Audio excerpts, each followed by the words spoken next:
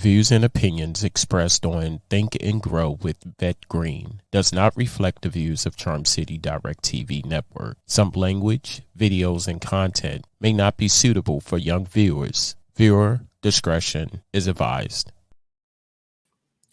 What's going on, everybody? Thank you so much for joining another episode of Think and Grow with Vet Green. Today's topic is so very important. Today is January 11th, which is National Human Trafficking Awareness Day. This is a topic that I thought was so important because it's something that is not talked about often. It's something that is happening every day here in the U.S. Here in the U.S., it is estimated that 15 to 50,000 people are trafficked every year. And with COVID, we don't know if those numbers have rose or not. Today, I am so happy to bring to you author, motivational speaker, corporate attorney, Dr. Mary Kay Holmes. Come on in the room, Dr. Holmes. Thank you so very much for joining. I feel so honored. You are someone that I look up to. You stretched me to join your book. You stretched me to a place where I wasn't ready, but God sent you to me right on time because He had given me He told me to be obedient by the end of the year. And lo and behold, I came into a clubhouse room and you were in there and you said you were looking for 5 people to join this project that you were doing, Outlive the Labels. And you picked me and I was so happy. And I said, oh my God, like God, you answers right on time and you stretched me. So thank you so much. Welcome to Think and Grow with Vet Green. So let everybody know who you are and what you stand for. I love seeing everything that you're doing out there. You're definitely an advocate. You're definitely someone that people should be trying to tap into. If you're looking for someone that, tell everybody who you are. Well, first of all, thank you so much for having me. It is truly an honor, and I'm always so appreciative every time I get the opportunity to share my story and who I am, because I'm all about spreading hope.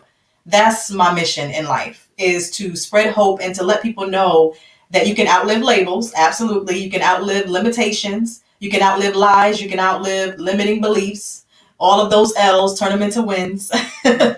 And I'm someone who just likes to live out my purpose and help other people find their purpose as well. That's why I do collaborative book projects like Outlive the Labels, where I bring in other co-authors, because there is so much healing and so much power in sharing your story. And we know we overcome by the word of our testimony. We overcome by the blood of the Lamb and the word of our testimony. So I'm a true believer in telling our stories. And so that's who I am. I talk about what I've gone through, not from a place of helplessness or a place of resentment or bitterness, thank God, because it could easily be the case. You know, many of us, we share our stories and sometimes from a standpoint where we're not yet healed. But I'm so grateful that I'm able to be at a position in life where I can share my story from a place of healing and freedom. And I'm committed to sharing that freedom with others and helping people find their voice and find their freedom. So what I do by trade or my profession is, yes, I'm a corporate tax lawyer and I work for an amazing company in New York City. But my passion and my purpose in life is to spread hope.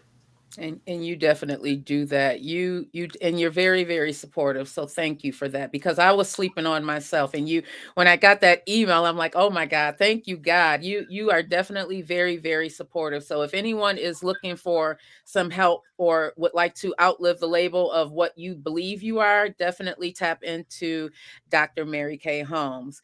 So I'm reading your book, Trapped in Plain Sight, and I'm always so amazed at how authentic and uh just you told your story, you told your truths, all of it, and you were so courageous in doing that. So walk me down this healing process. What made you decide to put your story out there? Because I see you out on social media, and I know that you truly are coming from your heart, and it's so authentic. So what made you want to put your story out there? Well, I had initially told my story by writing my first memoir, Stripped, A Journey from Rejection to Redemption.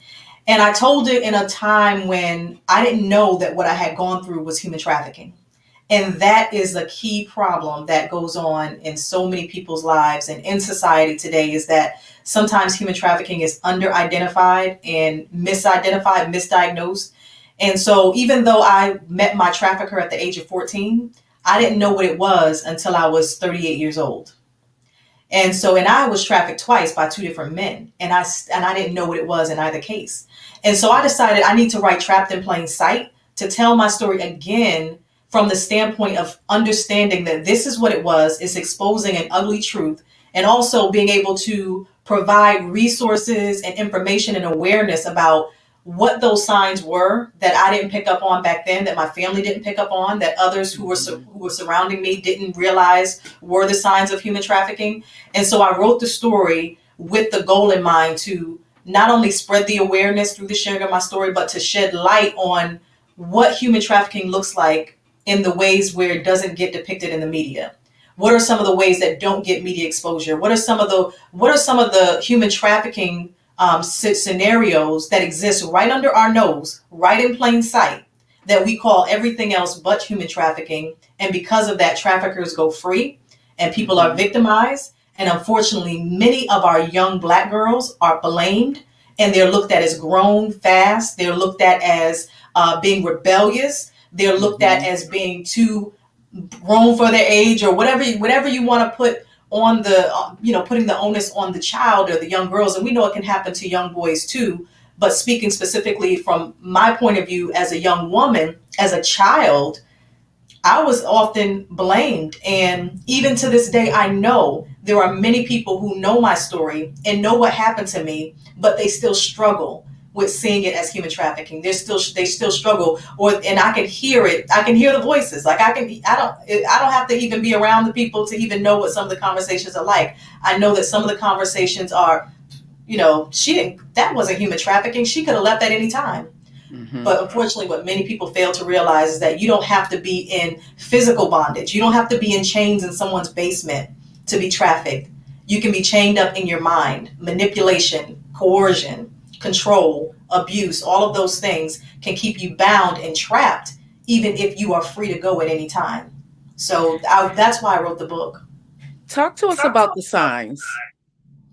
Well, there are so many. And of course, no matter how many signs we can talk about, there's always going to be some that you just can never really cover them all. But I can tell you from my situation, from my unfortunate experiences as a young girl, one of the quick signs was when this older man, because I was 15 years old when we got into a relationship. I was 14 when I met him. So at 15 years old, he was 36.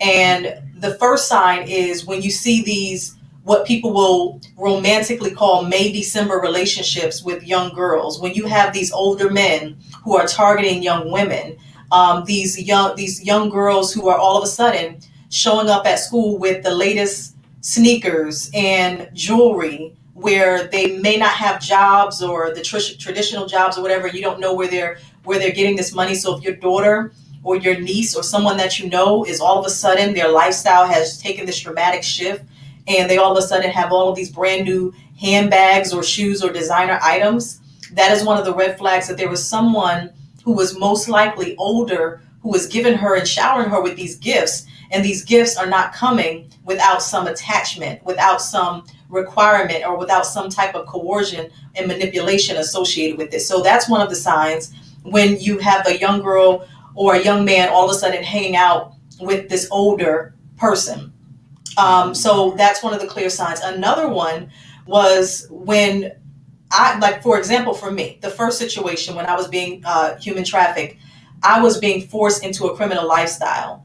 And so at first, I thought this is what you do. So when you look at the Lil' Kims and the Foxy Browns, when I was growing up, in the songs, it was promoted or encouraged that you were this ride or die chick, and you were supposed to hide keys for your man or transport weight for your man. And somehow this was glamorized and glorified. And so as a young girl, I would travel into New York City and take kilos of cocaine and hide it in my backpack. And it was my job to get it over state lines. And so there were some times where I was gone for days at a time. So if all of a sudden, this young woman or this young man is their patterns start to change and they're away a lot. They're not home a lot. All of it, there's someone that they're with, but you don't know who they are.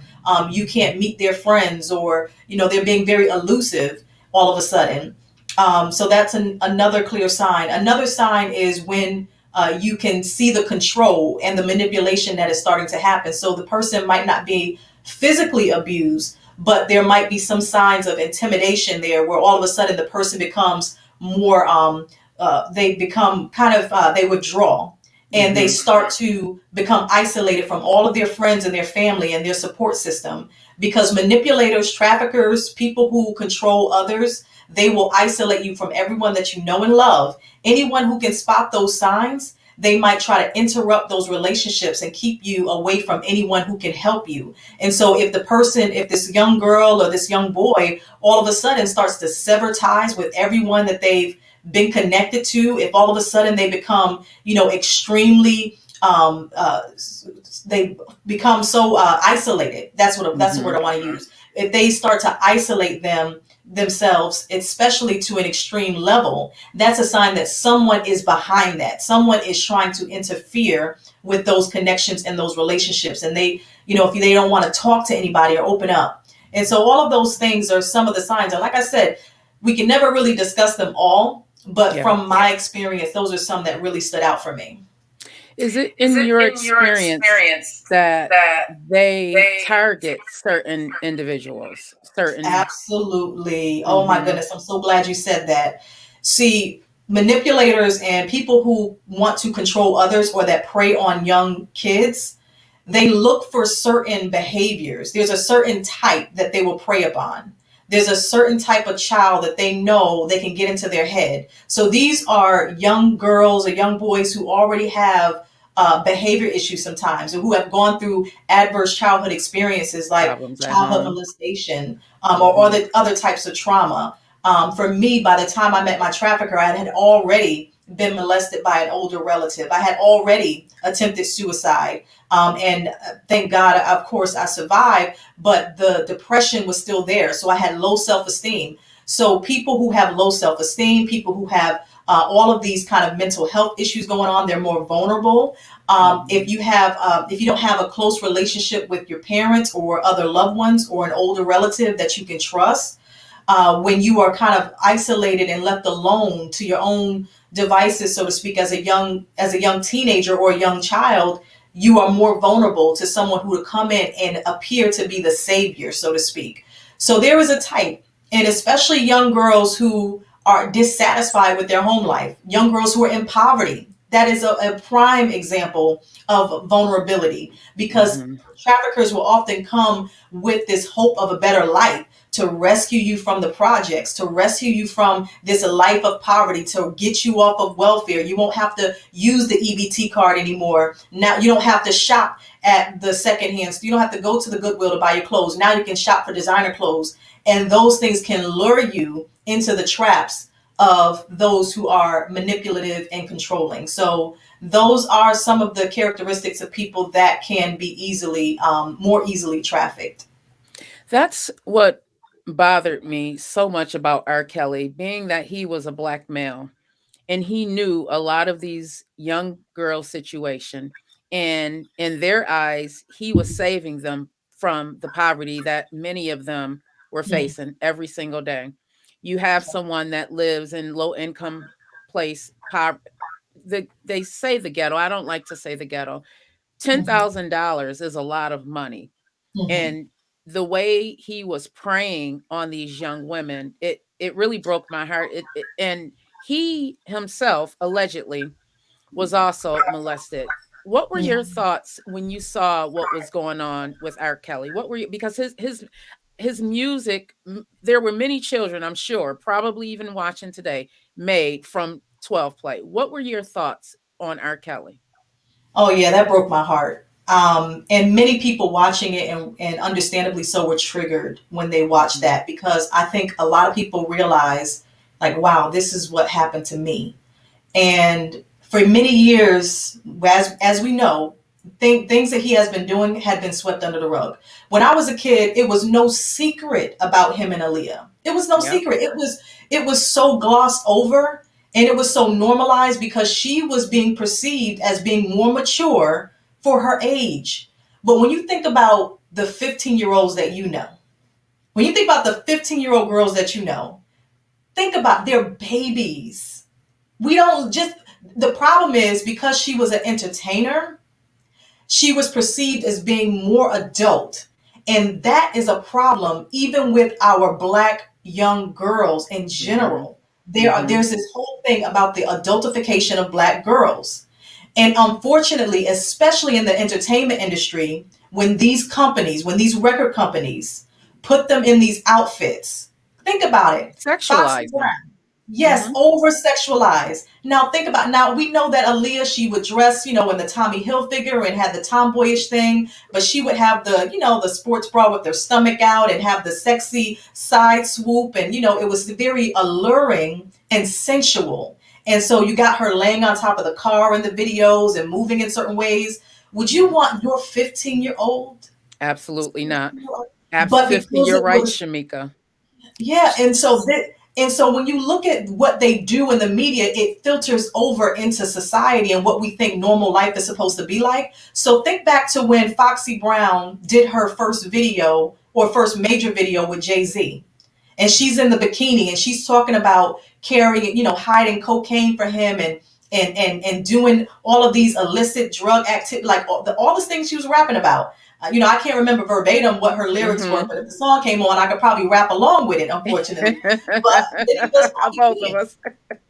But think about it. This girl, when she wrote those lyrics, when she was signed to Def Jam, when Jay-Z put her on, 15. 15. 16 years old in this, and then it was, of course, I'm not going to go into so much detail because a lot of it was speculation, but we do know how old she was, but how Absolutely. she was portrayed in that video Mm-hmm. as an adult bragging about doing criminal things that we know. If we think about the 15 and 16-year-old girls that we know now, there's no way that their brains are fully developed to understand the full ramifications and long-term consequences of their actions. So if you have a man who's a grown man that has this young girl rapping like that in his video, what does that tell us as young girls when we're Right. that age?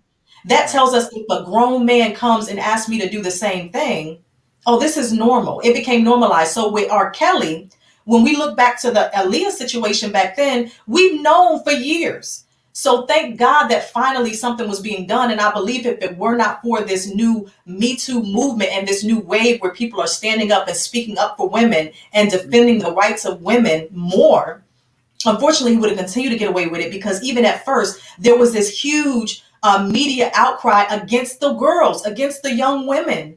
Like, oh, you knew what you were getting into, or where were Yep. the parents?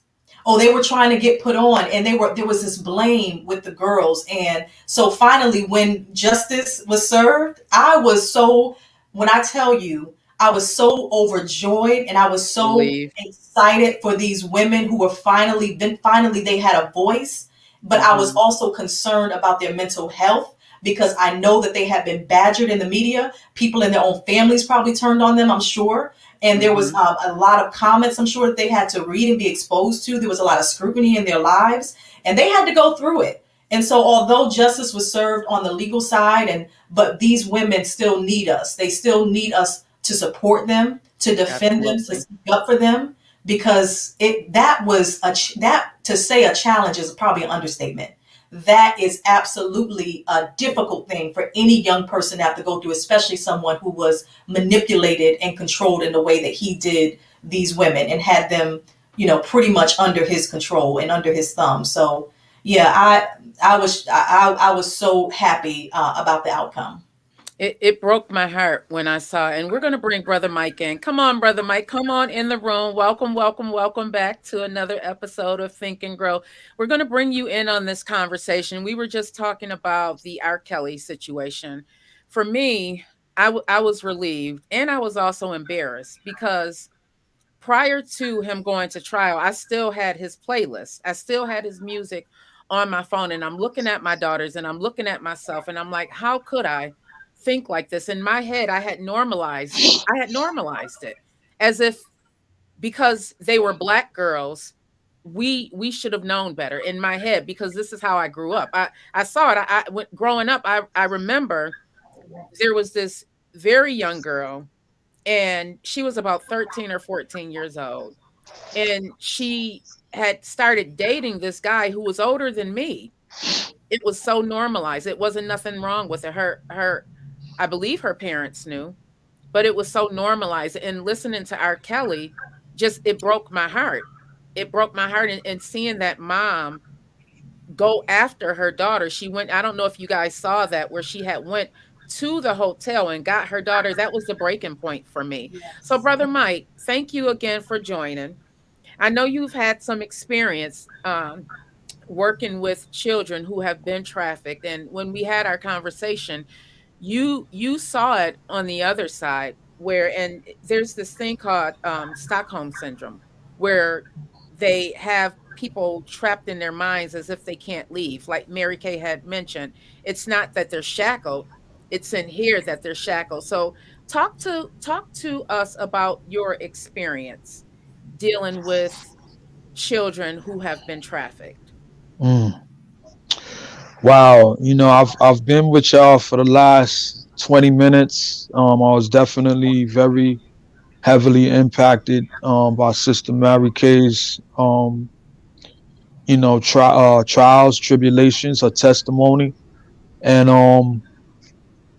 there's a whole lot of things that's floating around in my head, and I hope that by the end of our dialogue with each other tonight, that we don't just leave it with the trauma, the normalization of how we have become not only victims but predators, taking advantage of one another. I hope that we will speak to somewhat of how the system that we have been raised up under, or not raised up under, depending upon how you look at it, that has separated our families.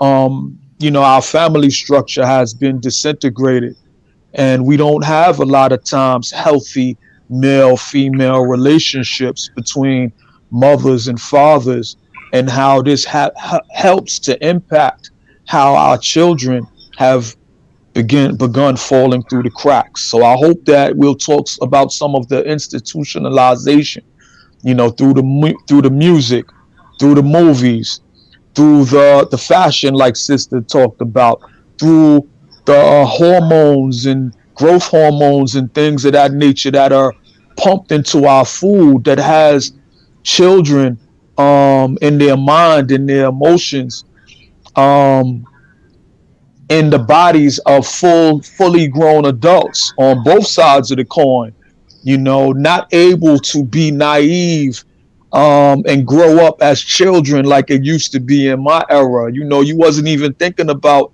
sex and things of that nature until you was in your mid-teens or maybe upper teens, damn near getting ready to go into your 20s. You wasn't thinking about um, doing things and participating in things like that.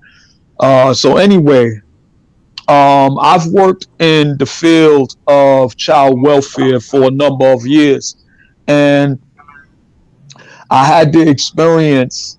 Um, I usually worked co-ed, but then I had the experience where they transferred me to an all-girl cottage, and I definitely didn't want to go work in that all-girl cottage. I was like, oh man, what am I Being a going to do male. over there? And it turned out to be, at least in the beginning, it turned out to be the most rewarding period of me working with young people, where I felt that I really was making a difference when I began to work with those young girls.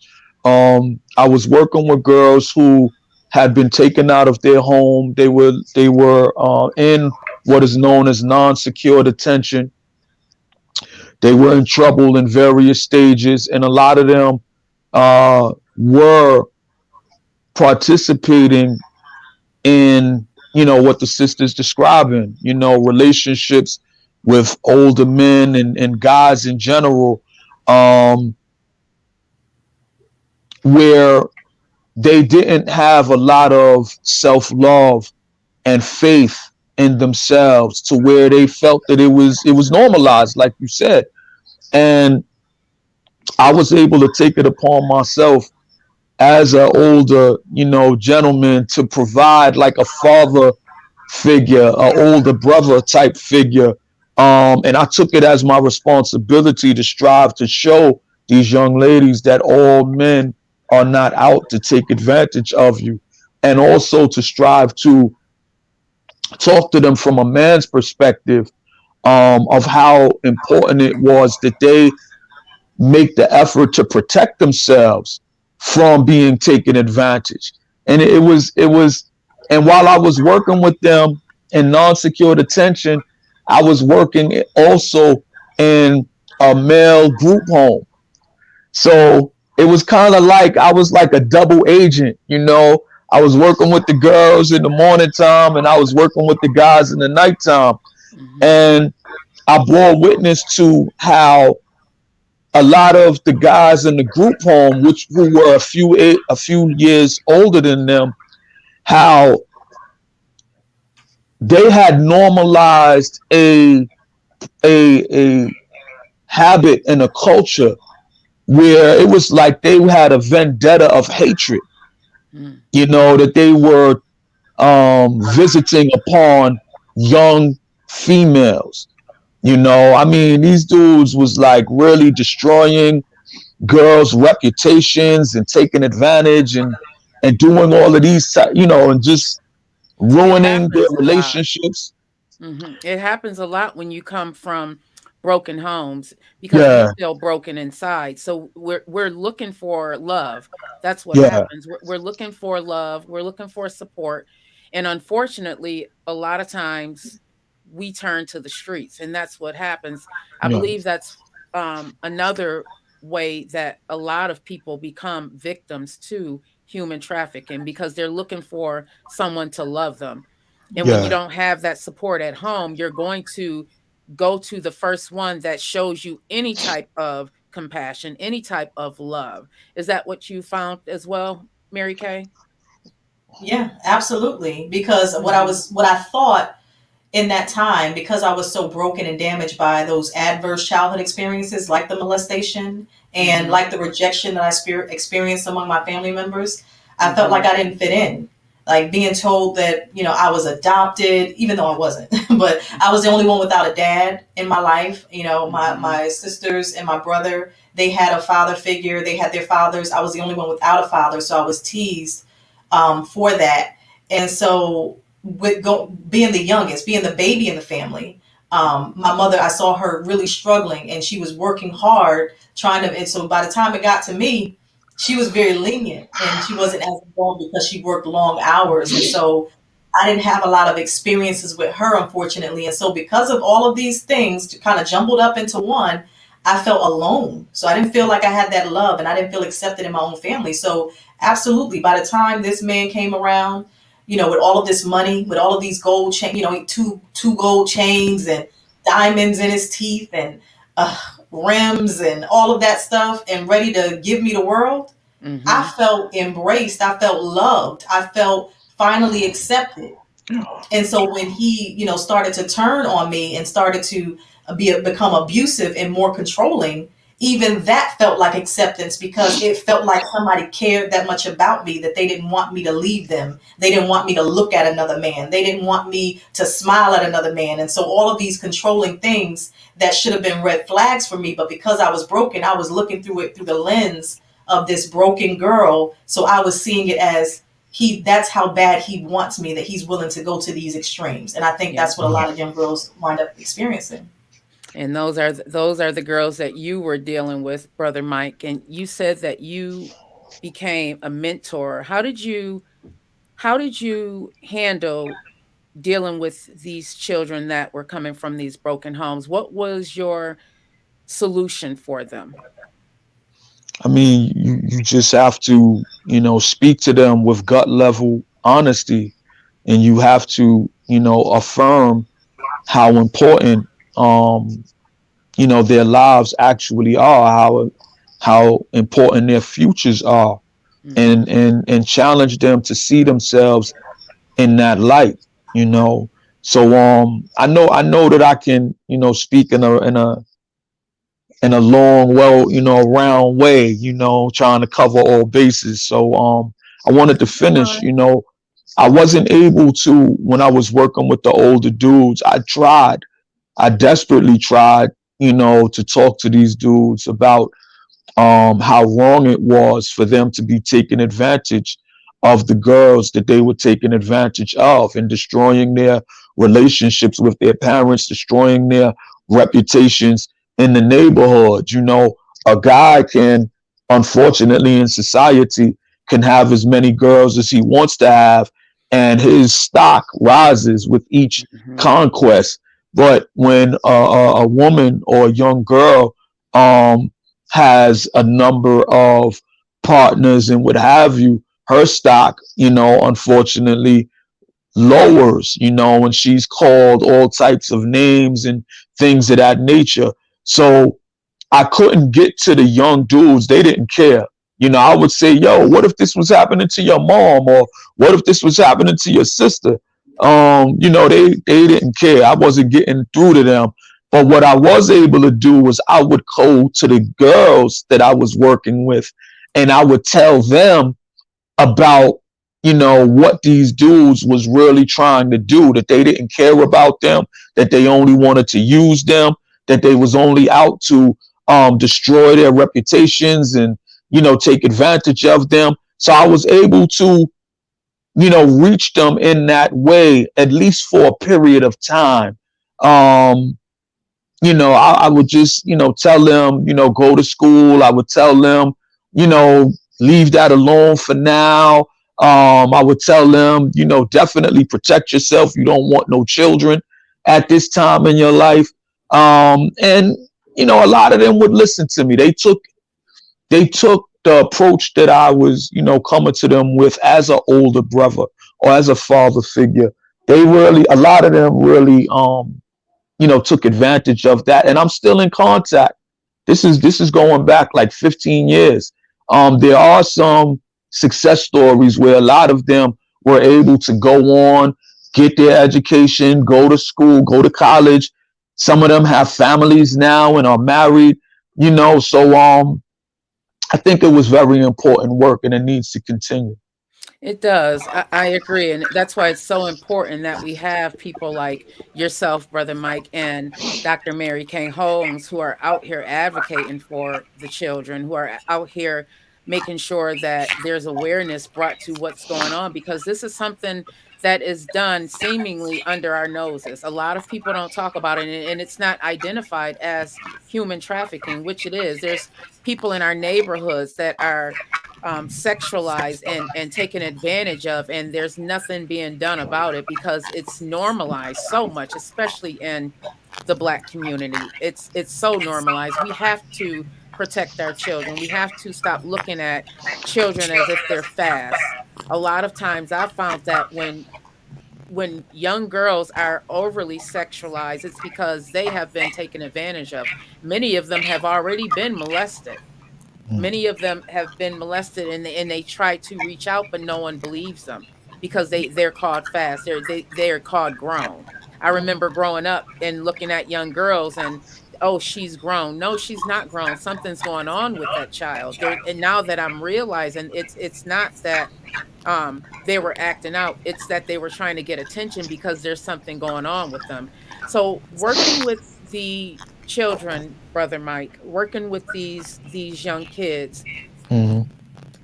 we talked about how you've seen it on the other side where they were sort of brainwashed to go after other children to try and Yeah, recruit them.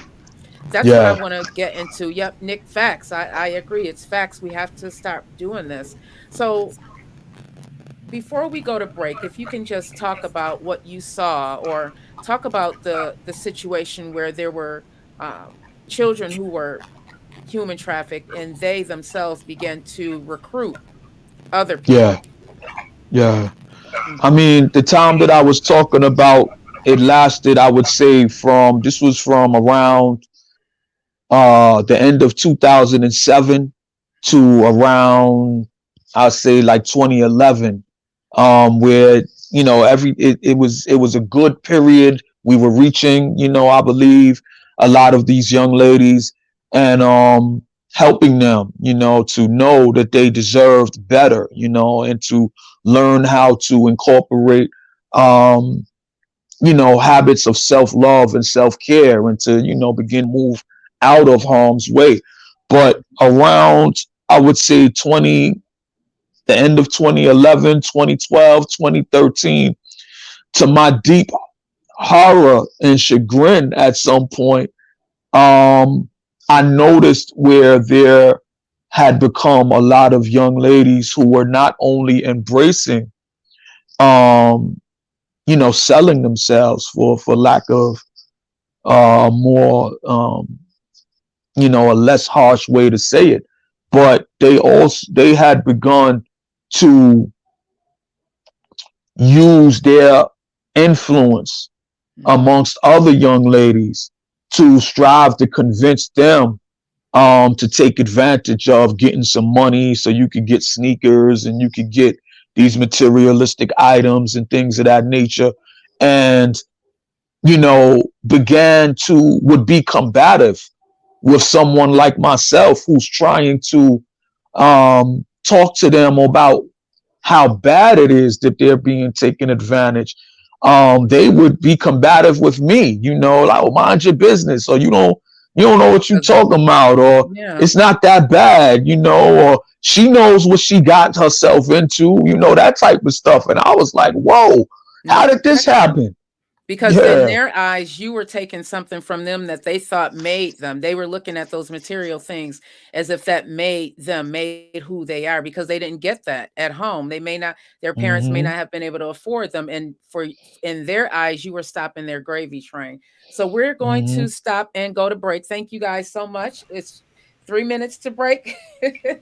We're going to go to break. Mary Kay, Brother Mike, thank you guys so much. We're going to go to break. Everybody, make sure you stay tuned. This is a hot topic. This is something that needs to be discussed. We need to bring awareness. We need to make sure we protect our kids, save our children.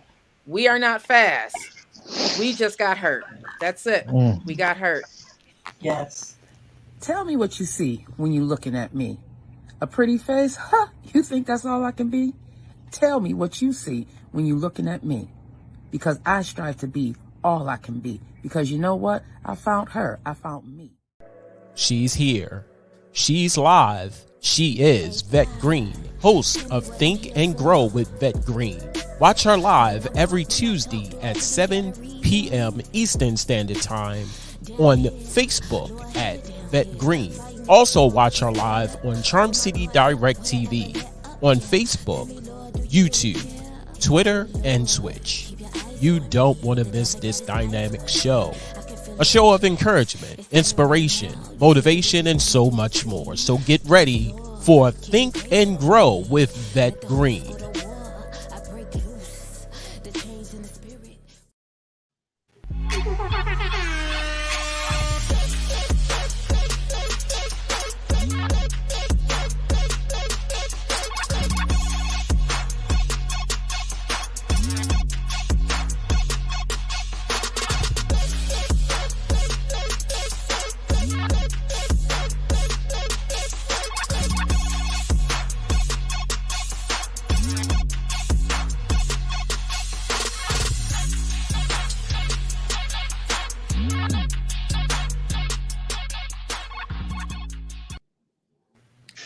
Thank you guys. Thank you guys. Welcome, welcome, welcome, welcome back to another episode of Think and Grow. So, Mary Kay, what now?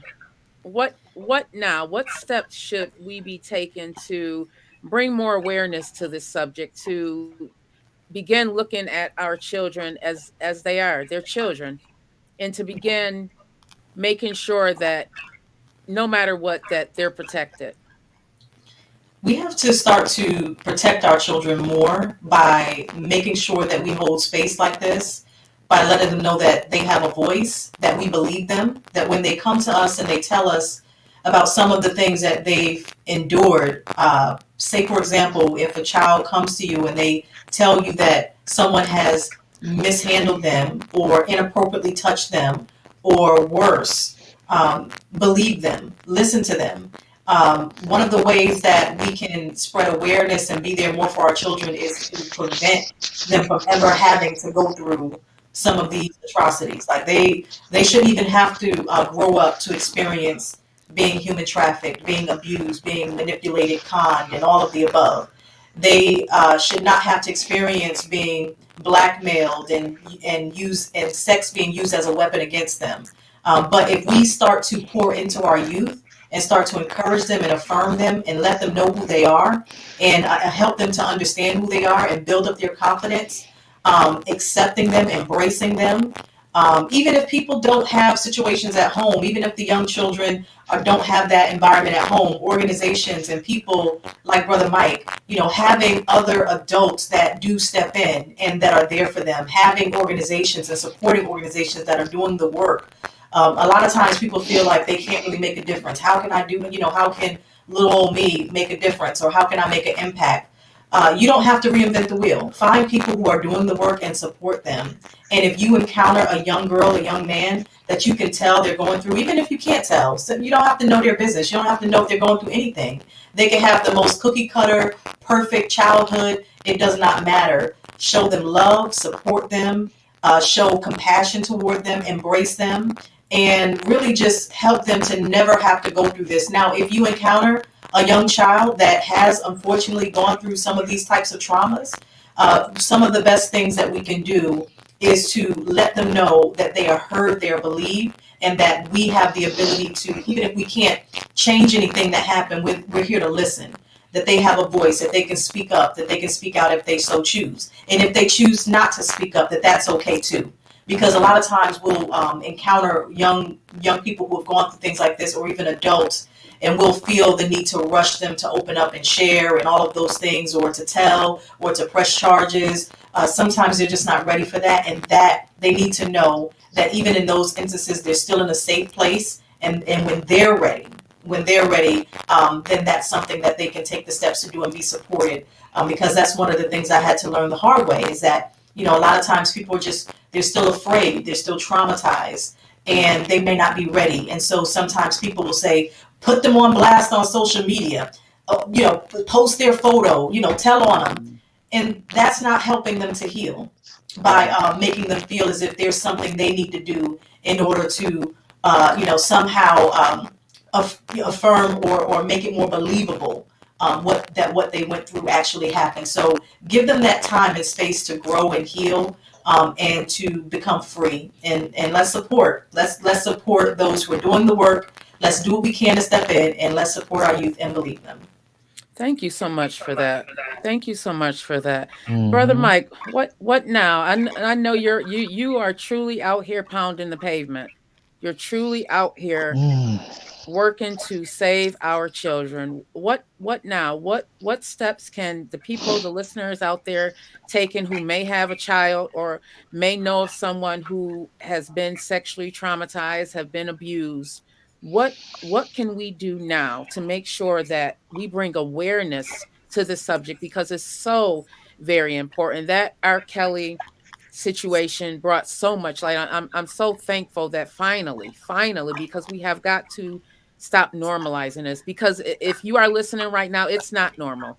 If you were 13 years old and dating someone that was 38, that is not normal. We have got to stop believing in our head that this is normal. So what now, brother? What now? I mean, this may be easier said than done, Hmm. but we have to return to the spiritual, cultural values that our foreparents used to exhibit and exemplify. The black community has been, the family structure, the village, um, it has been torn down, it has been destroyed, and all types of alien entities have their hands in perpetuating values of self-hatred, values of parasitical values, and It's in the music, like I said. It's in the video games. It's in the TV. It's like, you know, this is how these things have been normalized. But it's only us. You know, you're not gonna have any music that's produced, and specifically targeted towards the Jewish community or the Italian community or other communities. You're not gonna have these things. They're not gonna allow it to be done. It's only when it comes to us that you could have all of this music and uh how many gangster movies do we need out at the Right. same time? I mean, like, so our dysfunction, our chaos, our self-hatred, it has been monetized, for other people and even amongst ourselves to a degree, you Yeah. know.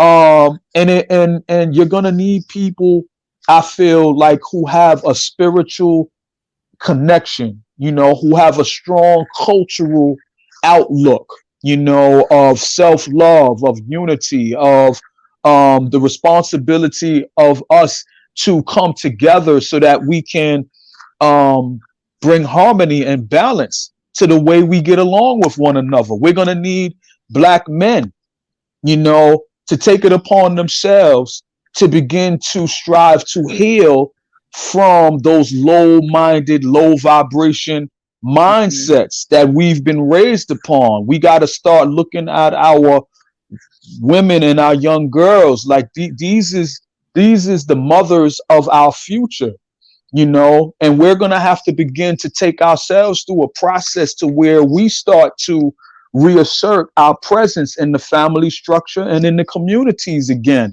to join on with our strong, black sisters, so to speak, and we can't wait We have to for do it now. we just gotta, I'm here, I'm here. Put me in, coach, and begin to continue to have these discussions. And I know in the era of, this pandemic that we're going through, is harder and harder for us to come together face to face. But we're gonna have to, have conversations like this and have forums and have get-togethers, utilizing again the churches, the mosques, the community centers, any and every forum that we can use to try to call people back together so that we can support one another, to rebuild the village so that we can be who we need to be through the grace and for the glory of God. We got to get it done. Absolutely. That's a great segue. We're going to bring in Coralie. Come on in, sis. Come on in, Queen. Thank you so much for joining. Mary Hello, Kay, go ahead. brother Malik. Thank you. I'm Hey, so glad finally you can turn it that way. The camera this that way. way. Yep. There you go, sis. There you go, sis. Mary Kay, come on and tap in on what Brother Mike was saying, and then we're going to get to Queen over here. I'm so glad that you joined. This is a great segue because you are volunteering. You retired from the service, and you are volunteering your services to work with runaway children. So Mary Kay, go ahead and tap in on what Brother Mike was saying. Add to the Yes, I love the conversation. points that you were making, Brother Mike, because it reminded me when you said that it's our community that's being targeted through like the music and the media. It reminded me of like when I was a kid. I remember when Britney Spears was on the cover of Rolling Stone with the phone to her ear and her shirt tied up, and there was this huge media outcry to you know cancel, well, they weren't using the word back then, cancel Rolling Stone magazine, and there was this huge outcry because she was just 17 years old.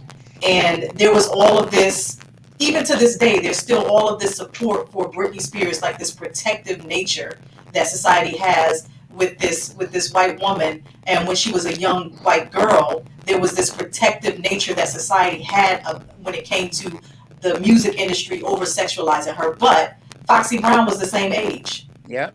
Nobody was crying out for Foxy Brown. Nobody was saying don't over sexualize her. No, they loved That's it when right. she put on the fur bra and had her breast showing. They loved it Hmm. when she would talk about Il Nana and all of this stuff. They loved that. and they Yeah. promoted that, and Mhm. that was encouraged. But with Britney Spears, it was like, no, no, no, we can't exploit 17-year-olds like this. But Mhm. meanwhile, you got Mhm. people like anyway. I'll end it with that. But it's a double standard, and when it comes to our community, it's promoted and it's pushed and it's Yeah. encouraged. And we That's have right. got to stop doing that. We have got to protect that. We have got to protect our own. We Yes. have to. We have Mhm. got to protect our own, and we have to protect our women and children, because if we don't do it, if we're promoting it, if we're pushing it, who's going to protect them? And Right. this is a great segue. Welcome, Queen, to the platform. I'm so glad that you were finally able to join us. Thank you so much for all that you're doing, because you did not have to do that. You retired, but you Yes. decided to go and make sure that you can help protect our children. So your volunteer job is to help runaway children. So talk to us. Tell the platform about who you are and what it is that you're doing with the Dash program. Okay. The Mhm. DASH program, the acronym is Developing Adolescent Strengthens Homes. So what we do, we work with the court system. Unfortunately, the kids that we get are already in the court system. They've already been locked up. So the court orders them into this program. Um, we go to the family homes to get them a break. We take the kids to their doctor's appointments if they need to go. Um, we go help clean the homes. We have monthly meetings with the kids. We have monthly meetings with the families, because a lot of time the parents are so stressed out. And what's Mhm. interesting nowadays is parents are afraid of their kids, And I'm like, back in the day, man, my mom looked at me and I was like, all right. Families that don't have food, we supply food to them. We go to court with these kids. We go into the prison systems. The juvie in Charlotte it would make you cry if you go in there. It is full. I mean, it's those kids are sleeping on the floor. It is just horrible. But that's what's happening in Charlotte. We also, like, for those that want to go to church, we have the mentors. We have male mentors. I'm the only female mentor. We have we have a psychiatrist that joined on deck today. We have social workers. We have sociologists. Um, Anything that those children would need, we have Mhm. that service available. We have a school system for GED, because a lot of them don't want to go to school. So we have a GED program. We have 3 male mentors that actually teach that program. The success rate, every last one of them that go and take the GED, they pass the first time around. Oh, amen. In the prison system, we make sure that the kids are being well taken care of. We make sure that they're still getting their schoolwork. I sometimes go to the school and get their schoolwork and take it down to the prison system. Um, if they have a female, because most of the males nowadays, they don't feel comfortable. I salute you, brother Mike. A lot of the males don't feel comfortable working with females. So whenever they have a female, they'll call me, yo, queen, we need you to handle this little girl. I'm not dealing with her. And it's unfortunate, but with some of these little girls, they uh uh we They've been through a lot. They've been through a they lot. they have they Hmm. have we have one, a 13-year-old. And this little girl, I'm going to meet with her tomorrow, because she don't want to go to school. Um, she beat up her grandmother, so the grandmother don't want her in the house no more. So that's some of the things we deal with. A lot of the kids that we deal with are violent. Um, so a lot of people don't want to deal with them. Like I said, Hmm. they're in the prison system. When they go to court, most of them that are in this program, if they successfully complete the program, when they go to court, the judge, most of the time, they just give probation and let it go, depending on what the charge is. Now, most of the kids in this program got gun charges. It's like guns are running rapid among our kids. We don't really see a lot of sexual, so to speak. Ours is Hmm. violence. These Hmm. kids are robbing people. We had one we just lost. He just turned 15 years old. He decided he was going to go try to carjack a guy, and the guy shot him, so he died. Yeah. We do dinners once a month where we pick the kids up. We take them to a location and we feed them. Most of them, kids like pizza. So we give them pizza. We take them skating. We take them paintballing. We take them to the trampoline. We just do things to get them out the house so the parents could have a break. And like I said, at Target, if I see shoes and stuff that get marked down, because I work at Target, if I see shoes and stuff that are marked down, I'll buy the shoes. If I have a child in the program and I Mm-hmm. notice that, their clothes are not up to par, I'll go and I'll buy clothes and give it to the director name is Alma Moore, and I'll give it to her because sometimes people get offended when you try to do things for them.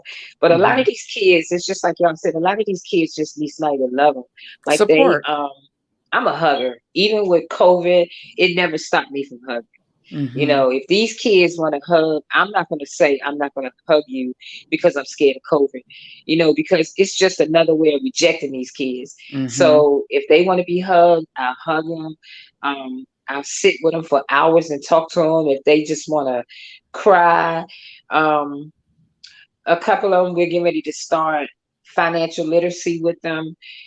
We got a couple, four of them will be graduating this year. Mm-hmm. So to include my grandson, my grandson is in the program too. Mm-hmm. That's another whole long story.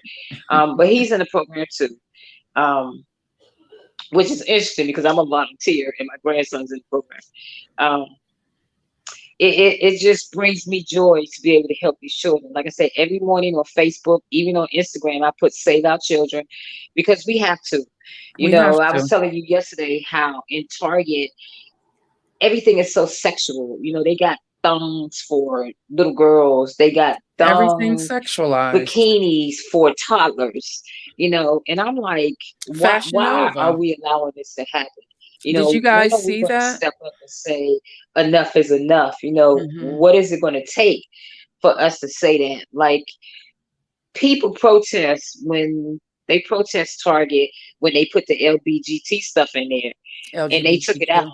but they Mm-hmm. don't protest the thongs for the 3 year olds. I'm like, shouldn't you be protesting this? I mean, I say something, but that's their moneymaker because Mm-hmm. people buy. And the sad part is, I see more of us dressing our daughters like that than I see other races. And It's us. that's one of the issues because in our minds it's normal. We have got to change our way of thinking. We have got to start thinking that these are children. Fashion Nova last year put up an ad. They began selling children's clothes, and I couldn't believe the clothes that they had these children modeling. There were half shirts, tight pencil skirts on little girls 1 and 2 years old. I couldn't believe it. And I'm sure there's people that bought those clothes. I see it all over Instagram all the time where they're modeling these kids and not thinking that there's predators out there who's looking at these kids and they're sexualizing these babies. And this is one of the issues that we have in our community. We have got to stop thinking that we aren't, that we are grown before we're grown. Our Yeah. minds aren't even developed until we're 25 years old. So we're making choices and trying to reason and our minds aren't even there. Yes, Jessica, thank you for joining us. Thank you for joining us. Mary Kate, did you guys see the Fashion Nova ad? I wish I would have given it to E Digger. Did you guys see the when they launched the clothing? You know what? I didn't see it, but I'm not surprised. I did see. I believe it was Burlington had someone had shared how Burlington Coat Factory had some thongs for young girls, and I remember, just kind of I remember shopping and seeing things like this as a young girl too. And you gotta like think in terms of like who's the driving force behind this. Unfortunately, there's a lot of big corporations and powerful individuals who support these relationships between young people and older people. That's the best way I can put it. I forget what they call it, but they're trying to normalize that even in psychology, so to speak, or in that realm, in that world, they're trying to normalize it and trying to make it seem as if there's a healthy way for those types of relationships to be had. And no, but when you see little girls being over sexualized, there's nothing healthy about that. And when you see videos being shared by mothers and fathers of their little girls twerking and Twerking. dancing with their butt in the air, and they're dressing them in this hypersexual way. That's not cute. That's putting them. It's like bait, putting them out as bait for predators. And I can even imagine that some of these sales that are being, some of the sales of the thongs for little girls and things like that, Yeah. there might be predators out there or perverts who are buying it because it's something that they like, or they want to hold on to because it fuels their desire for young girls. So, That's exactly what it's it is. it's sad. It's very, very sad. Let little girls be little girls. Let them enjoy their childhood and their innocence. Like, there's no reason for them to dress with low cut, pants on and tight pants and heels at a young age and lipstick and big earrings. There's no reason for that. Yeah, let them be children. Let them be children. Brother Mike, Yeah. working with these young children, you and Queen, what is it that you see the most of when you're dealing with these kids, because they're coming from broken homes. Many of their parents may have been broken themselves, and that's why it continues. It's like a curse that's going to continue until someone breaks it. What is it that you see the most of? Yes, let our Well, children be children. yeah. Well, as you know, sis, that I keep my finger on this pulse right here. Blame versus responsibility. Again, the responsibility is ours, but the Yes. blame, let us not forget that our leadership has been killed, slandered, exiled, imprisoned. Let us not forget that crack cocaine was allowed to flood into the inner city neighborhoods, destroying the last vestiges of the black village, the last vestiges of when parents still stuck together and looked out for each other's interests. Let's not forget that these children, a lot of the children that we're talking about are the grandchildren of the crack era back in the Yep. 80s, where our millions of our men disappeared, where millions of our mothers disappeared as well, got hooked on crack and what have you. And there wasn't no outcry, like Sister Mary Kay said. We got to treat those who are drug addicted therapeutically, like they do with the opioid crisis that has hit white America. Oh, we gotta help them. This is a sickness. When it came to the introduction of crack into the inner city ghettos, and you had people turning and getting hooked on crack, there wasn't no therapeutic mindset on we gotta help them.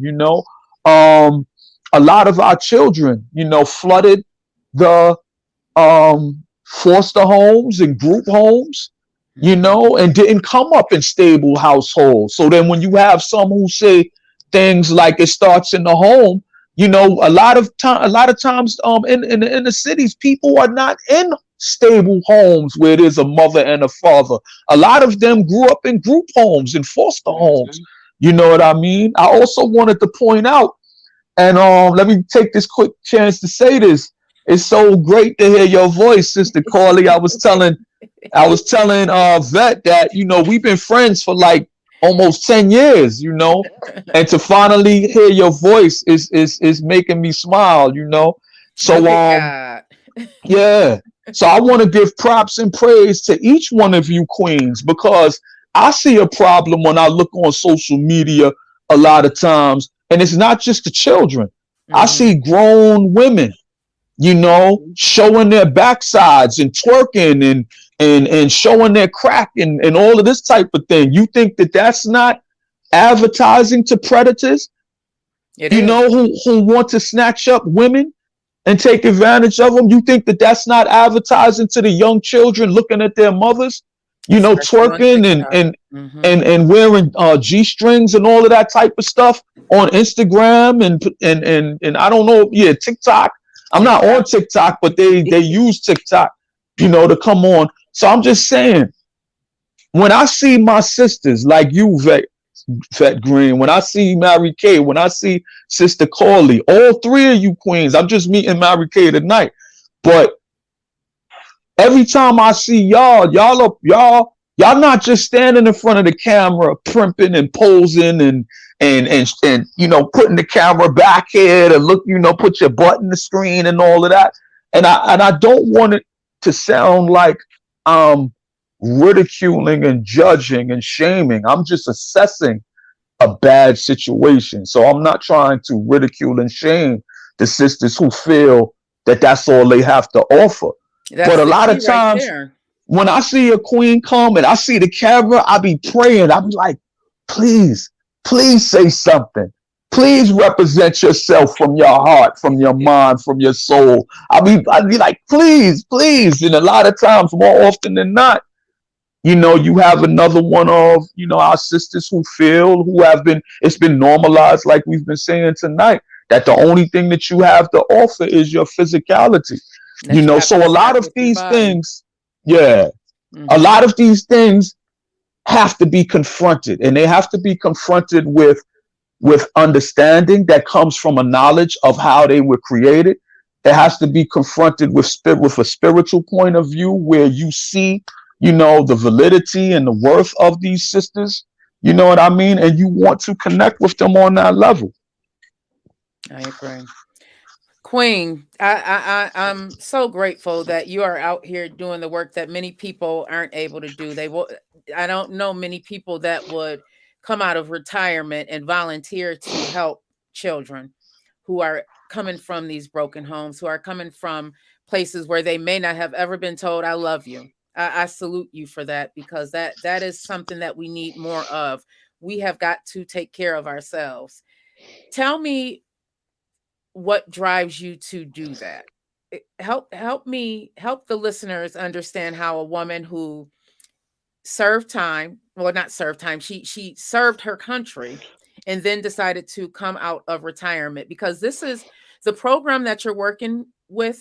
The dash program is a solution to help children so they aren't trafficked. Would you agree, Mary Kay, brother Mike? We need Hmm. more programs like that. We need more people like you guys to assist us in this fight, because it is a fight. It's a fight for our children's future.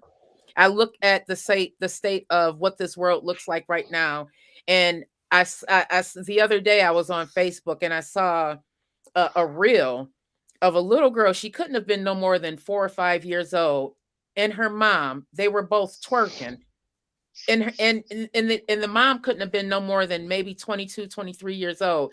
And it hurt my heart, because in my head I'm thinking, she thinks that this is normal for her to do, and what she's doing is she's broadcasting her daughter out here. There's predators that's going to be watching these things. There's predators that's on social media right now looking for things like this.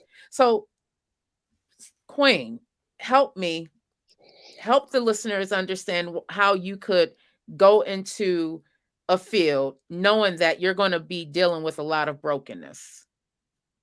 Well, during 20 years in the Marine Corps, I was always the type of person that everybody came to.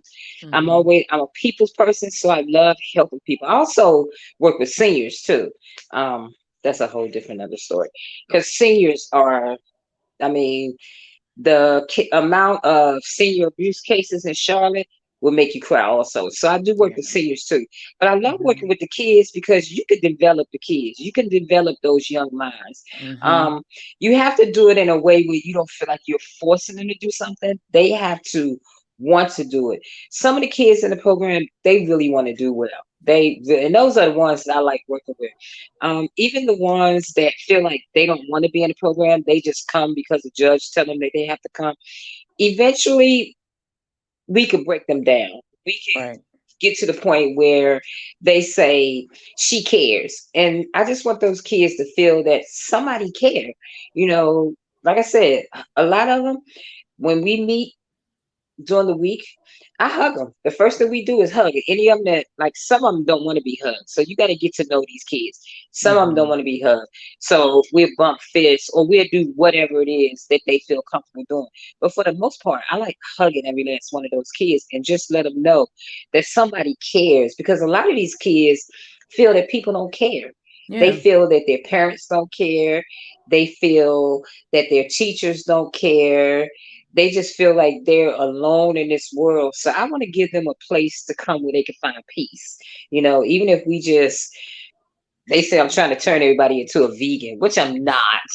But I took a couple of them to a vegan restaurant. They was like, this is actually good. So doing something different with them to let them know that you got to be able to have an open mind. Just don't think in the box. Don't even think there's a box.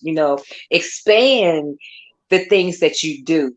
Um, a lot of these kids feel that, well, I can't do anything. And see, we don't push college because a lot Yeah. of these kids are not college material. So where we lead them to is trade school, and we actually have a program with Salvation Army where they could go to trade school for free. The Hmm. Salvation Army. So my grandson will be going as an auto mechanic, and they got another guy that's going as a AC mechanic. So we give these kids options, because a lot of them's like, I don't want to go to college. I said, you don't have to go to college. Yeah, college isn't for College is for people everybody. that want to go to college, but you could go Hmm. to a trade school, learn the trade, and then open your own business. So we Hmm. give them avenues like that, or tell them stuff like you could open up a t-shirt business, or you could sell lemonade, or you could get out here and sell water. So just giving those kids an avenue or somebody that'll sit down and just listen to them. You know, Support. they that makes me happy. That Support. to see a child smile, that feel that they don't have a reason to smile, that makes me happy. Hmm. That I makes me I happy. agree. Mary Kay, what can we do? What should the listeners out there be doing right now so that we can try and end this human trafficking, so that if they see a young girl in a car, or they know of someone in their neighborhood that's, young, and they're being finessed by an older man, what steps can they take? And we don't want to push these children away. We want to provide them with the support that they need. Right. There's so many different ways that you can help by reaching out to, the human trafficking hotlines and things like that, and report red flags that you see. So a prime example, I remember hearing the story of a young lady who was sitting in a salon chair. She was sitting, and she was at the salon sitting in the chair, and there was an older gentleman sitting in the waiting area. And so another woman who was also in the hair salon just kind of took note that the whole time that the young girl was in the salon, she didn't have a phone. And so she thought in her mind, what teenager sits in a salon for almost 2 hours and doesn't pull out a cell phone and scroll through social media? To her, that seemed odd. Just kind of being aware, situational awareness, as my husband calls it, because he U.S. Army, just years in the military. He's always talking about situational awareness. And so she went and she used an opportunity when the young lady went to the bathroom, and she went into the bathroom and kind of let the young lady know, like, is everything okay? I just kind of noticed, just want to be sure you're okay. And so she reported that. She called the proper hotline and just got the body type of the young lady, her height and build, and all of those identifiers, and kind of secretly, I think, took a photo, just to look out, because you just don't know. You never know. You never know. And thank you so much for putting up that hotline. And so you just never know when you can save a life. I know of someone else who just kind of saw a situation in the mall where they noticed a young girl who just kind of looked scared, and she was with an older gentleman, and this little girl just looked scared, and she's, to this day, she wondered, whether she should have said something. And so even when you see these things and you don't have the opportunity, or you look back and you did not report it, what we can do is, when we have those moments, let it be a sign to us to be more aware. Let it be a moment that causes us to be even on a higher alert, so that we don't let that happen the next time, so that we can cover and protect our children. Let's be on watch, be on guard, and let's not perpetuate some of these images on social media. Let's try not to promote some of these things that we talked about tonight. Sharing images that are promoting hypersexualization in young girls. Mothers and aunts, don't encourage and push and post young girls dancing in sexual ways. And I know people who have had their children take these sexual photos of them for them to post, turning around to the camera so that their backside is showing and they're poking themselves, they're poking their bodies out in certain ways, and then you see the children start to stand and pose in certain ways to mimic the adults because they think that's what we're supposed to do. So let's be mindful of how we conduct ourselves around our children, even when we're not around our children, because trust me, even when we don't think they're watching, they're watching. They're And the always watching. photos that we're posting, you might think, oh, they're not on social media. You don't know. You don't know what have access to and what they're seeing. Watch what they're being exposed to on YouTube, what they're being exposed to in TikTok and on Snapchat and other things that they're engaging in Roblox even, or whatever games that they're playing. Be careful because these things will be snuck in right under our nose. And we won't even know why our children are all of a sudden behaving differently or more vulnerable to these predators that are out there. I agree. Grand Theft Auto. Yes. Grand Theft Auto. Brother And Mike. can I say, Queen? I'm sorry. Before we go to brother, I just want to say, Queen, I absolutely love you. I'm meeting you for the first time, and I love the work that you're doing. I can't wait to find out more about you. I just wanted to get that in there. Yeah, Thank you. And I love you too. Testimony story. I apologize. I had problems coming on because I wanted to actually hear you tell it again. But I shared it a lot yesterday. It was really touching to a couple of people. I'm really proud of you because to see somebody endure what you did and to see what you become today, I am so proud of you. So It's proud of you. possible. It is truly possible. Everyone is not out there doing bad. There's people out here pounding the pavements. Brother Mike, you are definitely, I see your videos. That's how we met. Pounding the pavements because we want to save ourselves. And we realize that the only one that can do it is us.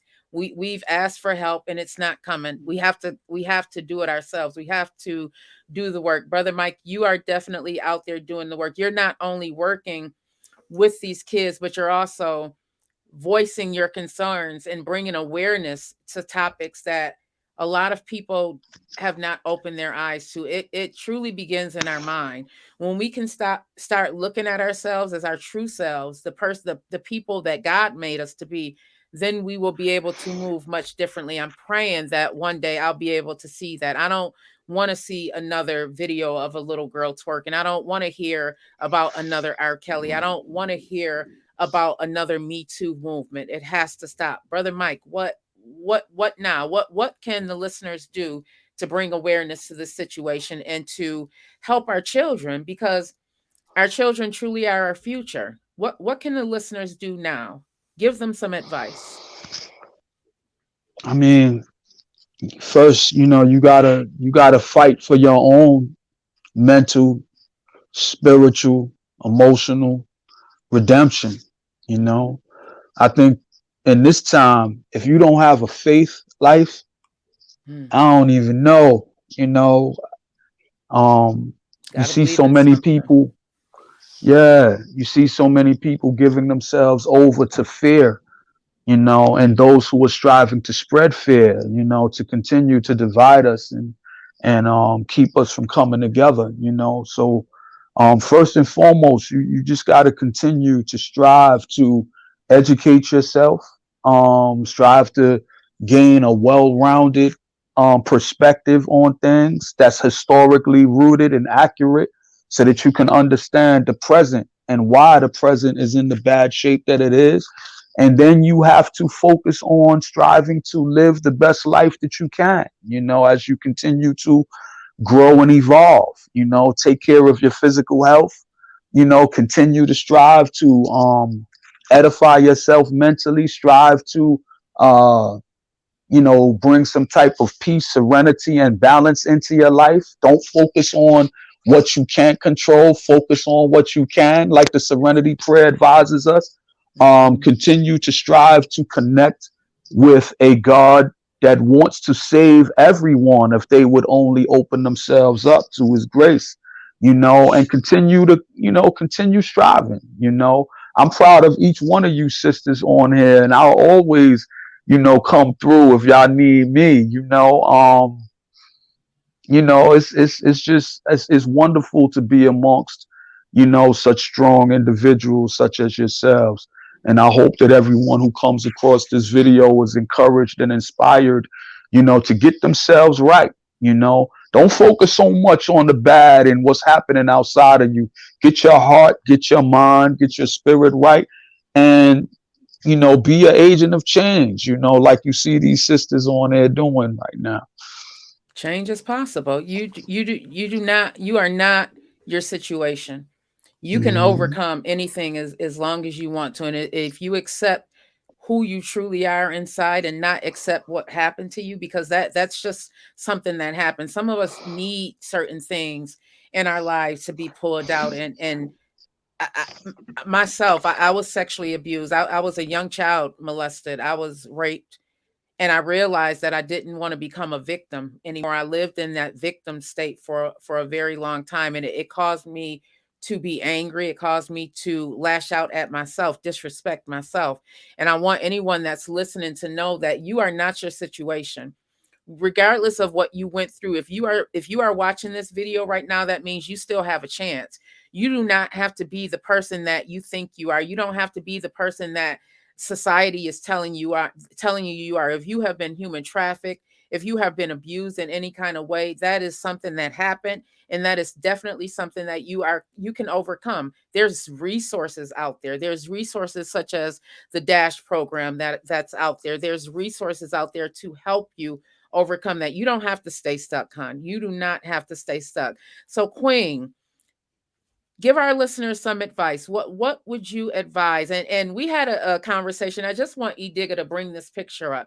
We had a conversation yesterday. Hey, Sean Don. Hey, thank you so much for joining.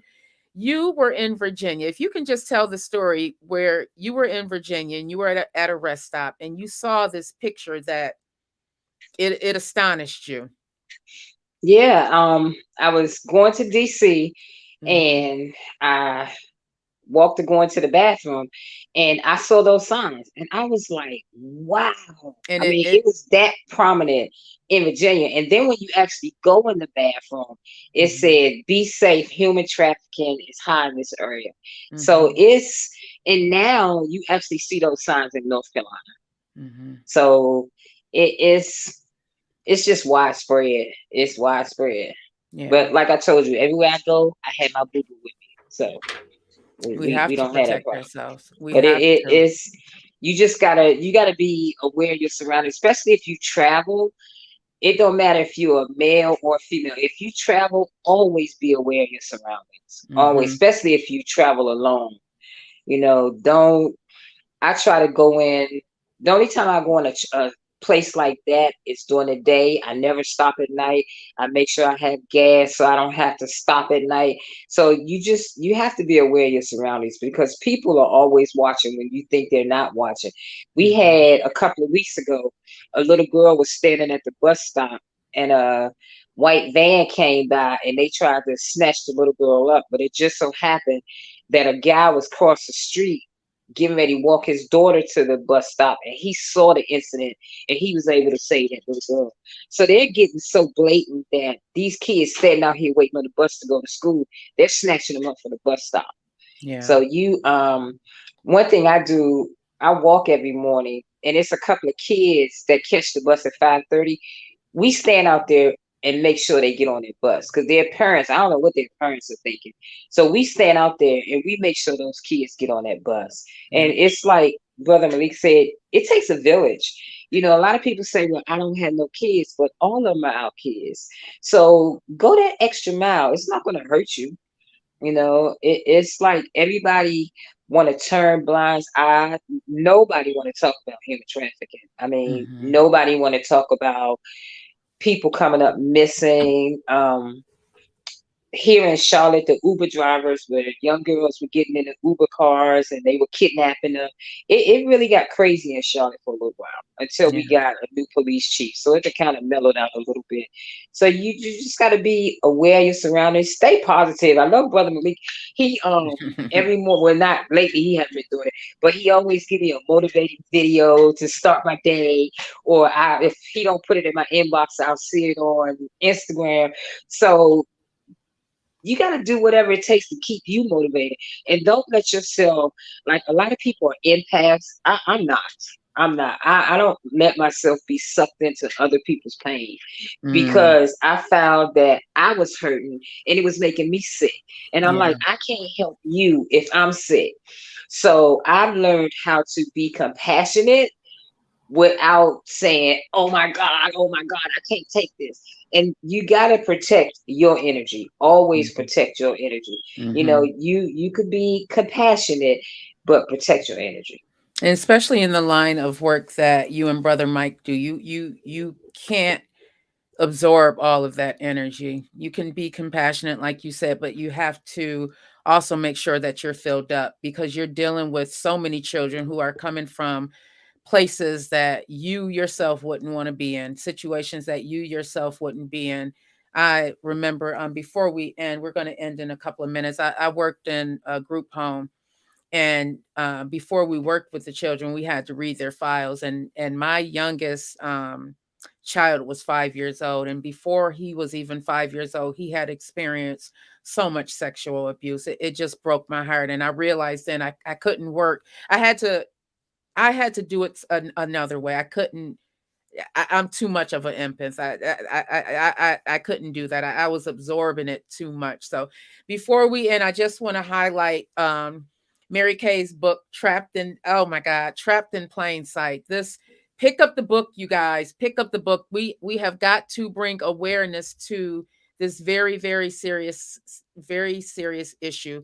Trapped in Plain Sight. Please pick up the book. Read, because it happens more often than you may believe.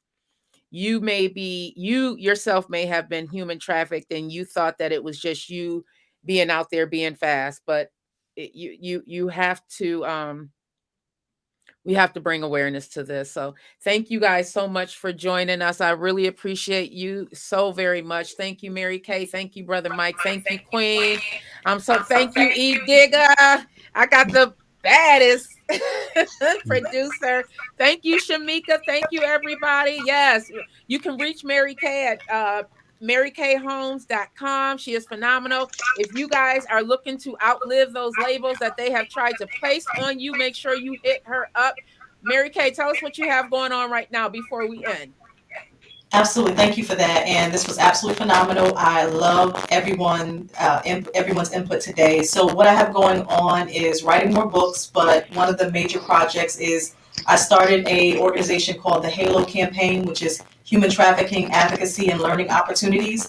And so we are about to launch next month an actual school. It's going to be called the Mary Kay Holmes School of Entrepreneurship. And the students are all gender-based violence and human trafficking survivors in Malawi, Africa. And the first cohort of women have done an amazing job. They have learned skills where they have now become self-sufficient, and now they're going to have their own building to be able to Oh, work wow. out of and to become even more empowered. So we're doing a lot of great things with survivors over there. And here back at home, we do a lot of work in our community through our nonprofit organization. So that's one of the things, one of the major projects we're doing now. We'll be going back over to Malawi in March to do the ribbon cutting of the actual school.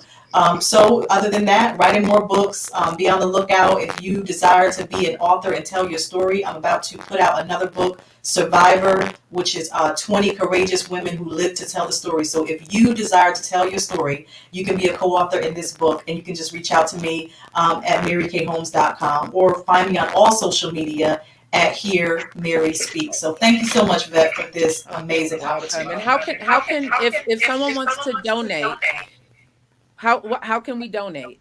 You can go to marykhomes.com backslash foundation. So marykhomes.com /foundation. And if you go there, you'll see a donor box where you can give a recurring gift every month, or you can give a one-time donation of any amount. So marykhomes.com /foundation. Thank you so much. I appreciate all of you guys for joining us. Thank you guys. You guys, if you guys are looking for someone that's really doing the work, you see it right here. These people are actually doing the work. We need more of this. We have to save ourselves, you guys. We have got to stop looking for someone to save us. We have got to save ourselves. Thank you guys so much. Thank you, E-Dig. I got the best producer in the world. Charm City Direct TV Network. You guys, if you're looking for a network, if you're ready to launch a podcast, hit my producer up. He's the bomb and he's so supportive. Thank you guys. I love you, love you, love you. Love you Thank more, you. Love you girl. too, sis. What's going on, you guys? Thank you so much for joining me on Think and Grow with Vet Green. I hope you enjoyed what you heard today, and I hope that you come on back. Go ahead and follow me on YouTube at Think and Grow with Vet Green, Instagram, Vet Green, and of course, Facebook, Vet Green. Come back, tell somebody about this podcast. They may need what you got today. Come on back, come on back. Make sure you subscribe.